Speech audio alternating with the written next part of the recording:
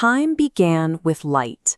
The Genesis account of creation marks the first movement of the heavenly clock, appointing light to divide day from night and track time according to a set-apart schedule. Reading this heavenly clock requires a precise four-step sequence designed to anchor the year correctly. The sequence opens with the spring equinox, a celestial turning point outside the weekly count. Next, Yom Revi'i, day 4, occurs, signifying when the luminaries began their work. Step 3 continues through days 5 and 6, landing on Yom Shabbat, the first cycle of rest. Finally, the new year officially begins on the sunrise following that Sabbath.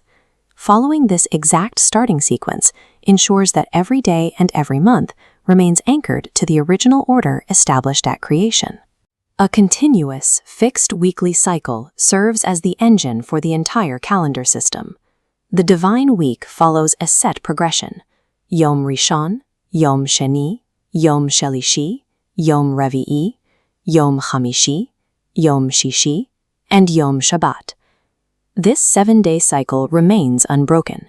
It maintains its pattern without resetting or drifting out of alignment. At the macro level, the year consists of exactly 364 days, creating a perfect total of 52 weeks. This chart shows the mathematical breakdown: 4 equal seasons of 91 days each. To maintain this balance, a seasonal boundary day called a tekufah occurs at the end of each 91-day quarter. The tekufah sits entirely outside the weekly count. These days act as hinges between the seasons, allowing the 7-day cycle to roll past them without disruption. This architecture, 52 weeks, 4 equal quarters, and non-weekly tekufot, mathematically guarantees that every weekly cycle remains perfectly anchored to the sun.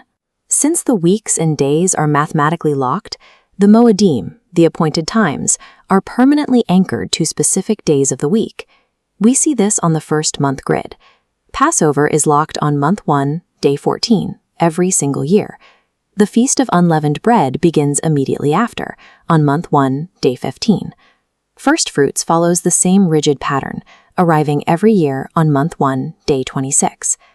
The weeks, the seasons, and the moedim form a single flawless architecture, providing absolute certainty in divine timing. This 364-day architecture stands in direct contrast to the friction of modern timekeeping, where floating feasts and drifting Sabbaths are the norm. The confusion surrounding these appointed times does not originate from Yahuwah. This chaos stems from human error, specifically the mixing of different calendar systems, opposing names, and incompatible structures. True restoration requires pure consistency. It is impossible to overlay pagan or lunar naming conventions onto a solar structure without compromising the system. Mixing Gregorian concepts with biblical commands destroys the integrity of the calendar. The divine order of time was established at the very beginning.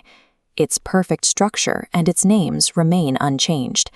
When the 364-day calendar is restored, every day, every cycle, and every appointed time falls into perfect harmony. The confusion simply disappears.